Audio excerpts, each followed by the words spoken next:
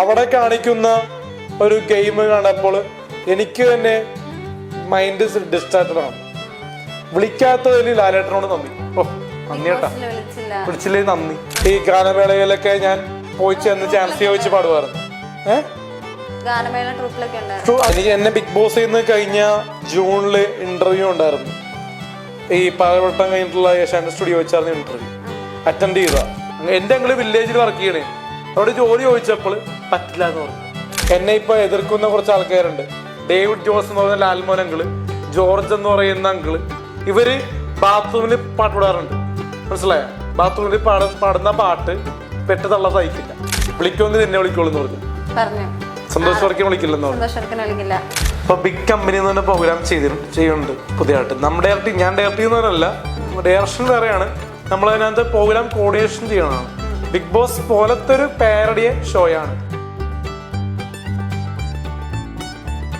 Allen തന്നെ പറഞ്ഞു മിക്കവരും കളിയാക്കാൻ വേണ്ടിയിട്ടാണ് വിളിക്കുന്നതെന്ന്. അലൻ ഇതെല്ലാം നിർത്തി ഒരു നല്ല ഒരു ഇതെല്ലാം വിട്ട് ഒരു നല്ല മനുഷ്യനായിട്ട് ജീവിക്കാൻ ആഗ്രഹിക്കുന്നുണ്ട്. ഇതെല്ലാം വിട്ട് നിന്ന് കഴിഞ്ഞാൽ നമ്മള് ഡിപ്രഷൻ ആവുന്നില്ല. നമുക്ക് സ്വന്തമായിട്ട് എന്തെങ്കിലും കച്ചവടം ജോലി നോക്കുന്നില്ല.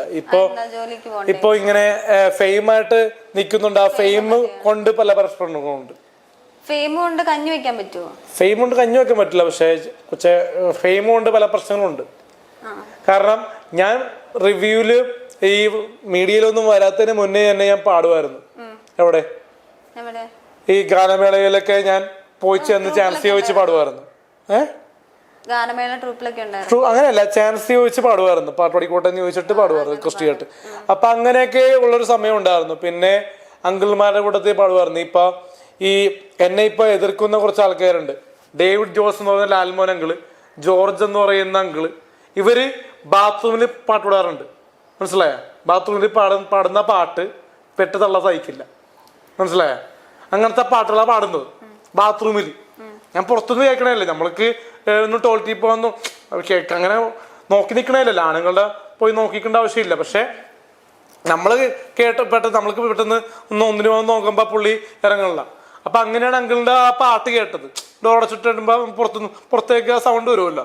അപ്പൊ അത്ര വർഷത്തിലേക്ക് പാട്ട് പാടുന്നത്. അപ്പൊ അങ്ങനെ പാടുന്ന ആൾക്കാര് നമ്മള് ഓൺലൈൻ മീഡിയയിൽ വന്ന് നമ്മൾ ചെയ്യുമ്പോൾ അതിന് മുന്നേ ഈ അങ്കിൾമാരുടെ മുന്നിൽ ഞാൻ ചെയ്തിട്ടുണ്ട്. ജോർജ് അങ്ങളുടെ മുന്നിൽ, ലാൽമോനങ്ങളുടെ മുന്നിൽ പാട്ടും ഡാൻസും എല്ലാം ചെയ്തിട്ടുണ്ട്. എന്താ ഫ്രീ ടൈം ഒരു എന്താ പറയാ വീട്ടില് വെക്കേഷന് പോകുമ്പോൾ ഒരു ജോളിയായിട്ട് നിൽക്കുമ്പോൾ സമയം പോകാൻ ടൈം പാസിന് ഞങ്ങൾ എന്നെ കൊണ്ട് ചെയ്യിപ്പിക്കാറുണ്ട്. എന്നിട്ട് ഇപ്പൊ പ്രായപൂർത്തി ആവുന്നത് 18 വയസ്സിന് ശേഷമുള്ള. ഇപ്പൊ ആണെങ്കിൽ 21 വയസ്സ്. അപ്പൊ ആ ഒരു ടൈം കഴിഞ്ഞിട്ട് നമ്മൾ ഇങ്ങനെ പരിപാടി ചെയ്യണോണ്ട് ഇവരോട് ജോലി ചോദിച്ചിരുന്നു. എന്റെ അങ്ങള് വില്ലേജിൽ വർക്ക് ചെയ്യണേ. അവരോട് ജോലി ചോദിച്ചപ്പോൾ പറ്റില്ല എന്ന് പറഞ്ഞു. മനസ്സിലായ? നീ പോയി കണ്ടുപിടിക്കാൻ. മനസ്സിലായ? അവര് അത്രയും പൊസിഷൻ നിൽക്കൊണ്ട് ചിലപ്പോൾ അവര് പറയും നല്ലൊരു എക്കർസ് കിട്ടും. മനസ്സിലായ? അവരുടെ ഏതെങ്കിലും പ്രൈവറ്റ് ആയിട്ട്. ഞാൻ +2 കഴിഞ്ഞു, ഡിഗ്രി BA പഠിച്ചു. 24. 24 ഉള്ളൂ? ശരിക്കും? പക്ഷെ അലനെ കണ്ട ഒരു അത്യാവശ്യം ഏജ് ഒക്കെ തോന്നുമല്ലോ. നമ്മള് ഈ റിവ്യൂസിന് മുന്നേ തന്നെ നമ്മള് പെട്രോൾ പമ്പിൽ ജോലി ചെയ്തിരുന്നു. അവിടെ നിന്ന് ഒരുപാട് ഒരു കഷ്ടപ്പെട്ട് ജോലിയൊക്കെ ചെയ്ത് അങ്ങനെയൊക്കെയാണ് പ്രായം നമ്മളെക്കാളും വന്നേന്ന് തോന്നുന്നു. ശരിക്കും 24 ഉള്ളൂ? ശരിക്കും 24 ഉള്ളൂ. ആധാർ കാർഡ് ഉണ്ടോ? എന്തെങ്കിലും പ്രൂഫ് ഉണ്ടോ? പ്രൂഫ് ഉണ്ട്. ഇപ്പൊ കാണിക്കില്ല. 2001 ഞാൻ ജനിച്ചത്. മാർച്ച് 6. ഓക്കെ. അലൻ ബിഗ് ബോസിലേക്ക് ഒരു മറ്റേ വൈൽഡ് കാർഡ് എൻട്രി ഒക്കെ നോക്കുന്നുണ്ടെന്ന്. വൈൽഡ് കാർഡ് എൻട്രി ആയിട്ട് അലൻ അതിനെപ്പറ്റി ഞാൻ പറയാം. എന്നെ ബിഗ് ബോസ് നിന്ന് കഴിഞ്ഞ ജൂണില് ഇന്റർവ്യൂ ഉണ്ടായിരുന്നു. ഈ പാലവട്ടം കഴിഞ്ഞിട്ടുള്ള ഏഷ്യാനെറ്റ് സ്റ്റുഡിയോ വെച്ചായിരുന്നു ഇന്റർവ്യൂ. അറ്റൻഡ് ചെയ്താ പാസ്സായില്ല. വിഷമമില്ല. കാരണം അവിടെ കാണിക്കുന്ന ഒരു ഗെയിം കണ്ടപ്പോൾ എനിക്ക് തന്നെ മൈൻഡ് ഡിസ്ട്രാക്റ്റഡ് ആണ്. വിളിക്കാത്തതിൽ ലാലേട്ടനോട് നന്ദി. ഓ നന്ദി കേട്ടാ, വിളിച്ചില്ലേ നന്ദി. കാരണം ഞാൻ വന്നെങ്കിൽ ഞാൻ എന്താണെന്ന് ബിഗ് ബോസ് അറിഞ്ഞാന്. കാരണം ഞാൻ വന്നു കഴിഞ്ഞാല് എത്ര ഇത് പറഞ്ഞു തന്നാലും നമ്മള് ദേഷ്യപ്പെടും ചില കാര്യങ്ങൾ കണ്ടു കഴിഞ്ഞാൽ. എന്റെ ക്യാരക്ടർ സീസൺ കാണാറുണ്ടോ? ഇപ്പോഴത്തെ കാണാറുണ്ട്. അതിൽ ആരെ ഇഷ്ടം? അതില് ഷാനവാസ്കേനെ അനിമോളെ ഇഷ്ടമാണ്.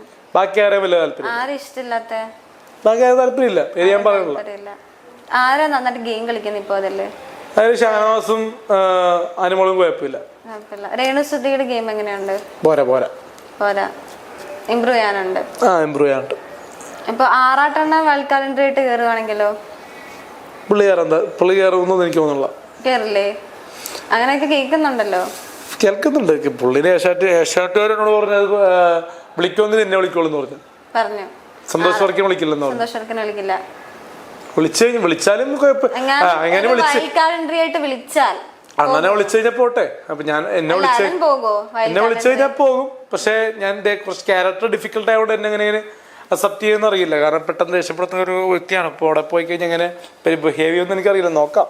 പക്ഷെ നമ്മളിപ്പോ ബിഗ് കമ്പനി എന്ന് പറഞ്ഞൊരു ഷോ ചെയ്യുന്നുണ്ട്. ഇപ്പൊ ബിഗ് കമ്പനി എന്ന് പറഞ്ഞ പ്രോഗ്രാം ചെയ്യുന്നുണ്ട് പുതിയതായിട്ട്. ഞാൻ ഡയറക്റ്റ് ചെയ്യുന്നവരല്ല, ഡയറക്ഷൻ വേറെയാണ്. നമ്മളതിനകത്ത് പ്രോഗ്രാം കോർഡിനേഷൻ ചെയ്യണതാണ്.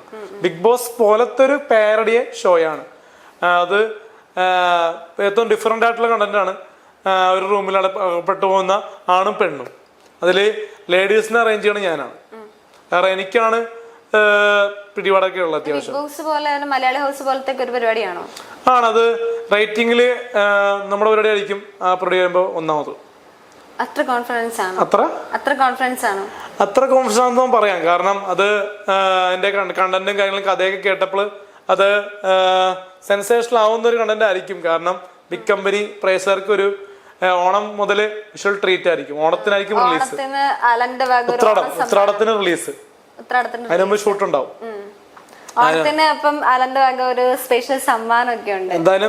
എന്തായിരിക്കും അതൊന്ന് നിങ്ങൾ വെയിറ്റ് ചെയ്യുക. കാരണം നമ്മൾ അപ്ഡേഷൻ ചെയ്യാൻ പറ്റിയത് നമുക്ക് ഭാഗ്യമായിട്ട് കരുതുന്നു. ചാനൽ വിളിക്കുക, നമ്മള് പറയുക, നമുക്ക് ഒരുപാട് കാര്യങ്ങൾ ഉണ്ട്. ഇപ്പൊ എന്റെ ലൈവിൽ തന്നെ എനിക്ക് പറയാൻ പറ്റൂല എന്റെ ഇത് കാര്യങ്ങൾ. കാരണം ഒരുപാട് പേര് എന്റെ വീഡിയോ ഡിലീറ്റ് കളയും കോപ്പറേറ്റ് കൊടുത്തിട്ട്.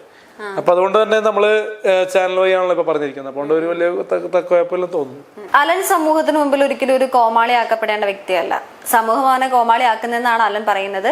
അപ്പം ഇനിയും മാറ്റങ്ങളൊക്കെ തിരിച്ചറിയട്ടെ. ഒരു നല്ല മനുഷ്യനായി ഈ കോമാളിത്തരമൊക്കെ നിർത്തി നല്ല രീതിയിൽ നല്ല സിനിമകൾ ചെയ്യട്ടെ, നല്ല പ്രോഗ്രാമുകൾ ചെയ്യട്ടെ, നല്ലൊരു മനുഷ്യനായി മാറട്ടെ. അലന് എല്ലാവിധ ആശംസകളും. Thank you.